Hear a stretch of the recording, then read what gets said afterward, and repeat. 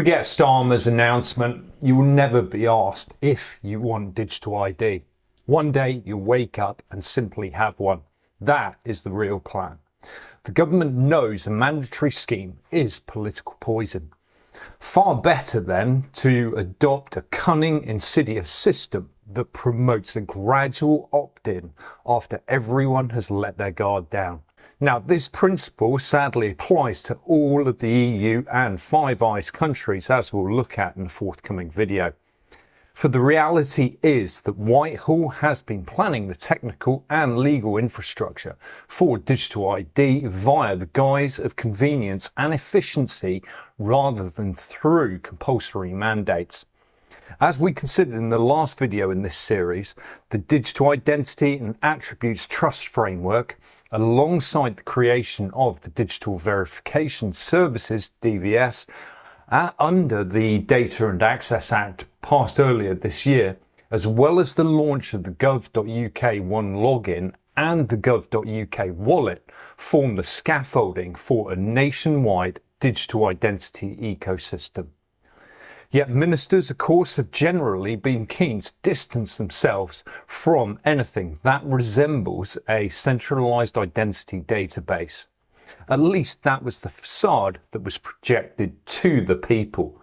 But of course, all that has recently changed. That was, of course, until this Labour government came to power. So the aggressive and boisterous opposition to Keir Starmer's announcement was entirely predictable. National media now reassure us that digital ID will be dead in the water within 6 months. Yet the reality is that for anyone who actually considers the scale of the legal and technical infrastructure that has and is still being built, this is a barefaced lie. Again, see the previous video to understand more about this. They want you to put your guard up and then take it back down when this notion later collapses. For what is actually being pursued is an incremental approach where credentials are added to the Gov wallet one by one. Certified providers are quietly allowed access to individual credentials. Employers and service providers, whether telecom service, transport provider, bank or so on, will be nudged and cajoled into using DVS checks to protect themselves from fraud or regulatory risk. We can expect paper documentation verification to remain for the time being, but it will become deliberately slower, burdensome and costlier. Each step will be sold as voluntary. It's all about efficiency and time saving. But the combined effect is to make digital identity your default method of proving your identity. You may even argue that you won't comply with digital ID, unaware that you already have. You never had to say yes, you just had to choose the easier, cheaper option when accessing services. The self-assessment mechanism provides a clear example of the nudge behavioural principles that are used. Choosing to go paperless offers you an extended deadline to complete the tax return, and it's easier to adjust and amend your form online. Paper forms are of course marginalised. Now 97% of people complete their self-assessments online. Crucially, this incremental approach is not in contravention of the 2010 Identity Documents Act, which scrapped the previous Labour government's ID card scheme and demanded the destruction of the National Identity Register. For it is not yet a centralised national system. Instead, there are multiple certified providers, credentials are held in a digital wallet, and there is a register of providers who can issue or verify ID rather than a register of every citizen. So this federated model helps to explain why pensions and benefits are obvious examples of on-ramps for mass adoption, as they are universal and government controlled. A typical scenario may look something like this. They're told to manage their pension online through gov.uk. To log in, you need your One Login account. One Login then walks you through identity verification via a certified provider. That provider now holds a credential about you that can be reused elsewhere. You believe that you've just logged into your pension, while in actuality, you've been onboarded to the government digital ID infrastructure.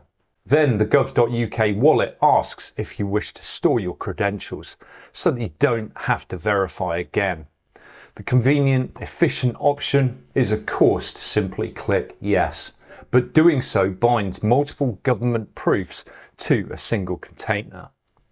Banks and others can then ask you to share the same attributes through a DVS check.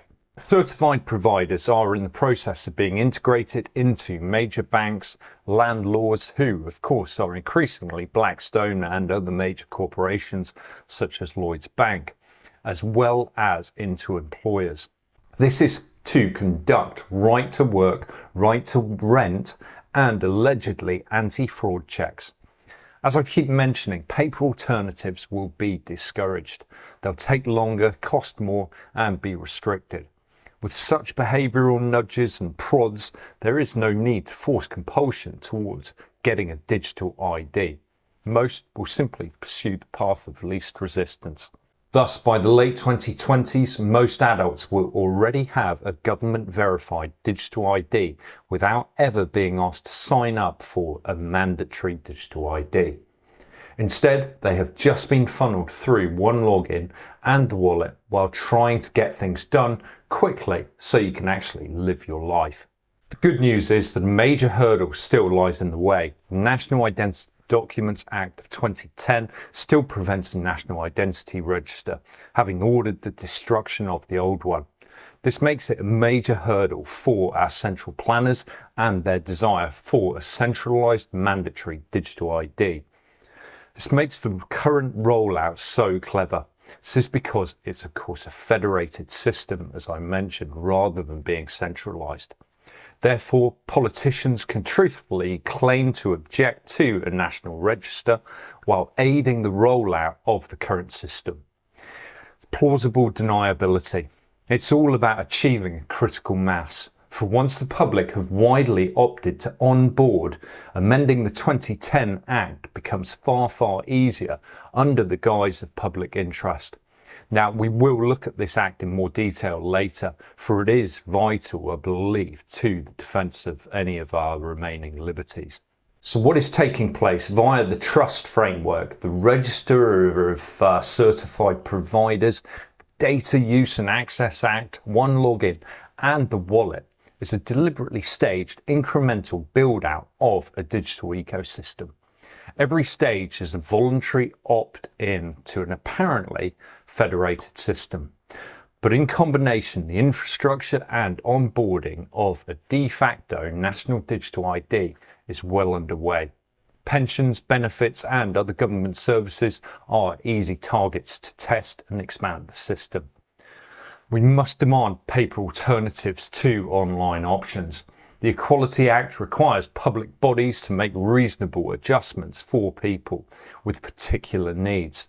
I'd say freedom can be one of those needs. While the government service standard says that departments must offer assisted digital support for people who can't use online services. So we need to get used to being awkward. Banks, landlords and employers will be the second key group that will be onboarded, and then paper alternatives will really be targeted. So we've got to stamp our feet right now, because otherwise what may remain voluntary in law will soon become effectively unavoidable in practice. And you will never ever have been asked whether you even wanted a digital ID.